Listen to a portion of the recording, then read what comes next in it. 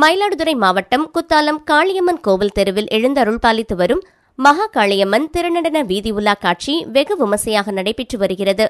கடந்த 14ஆம் தேதி காப்பு கட்டுதலுடன் தொடங்கியது. கோவிலிலிருந்து கடந்த 24ஆம் தேதி காளியம்மன் திருநடன உற்சவமானது தொடங்கி நடைபெற்று வருகிறது.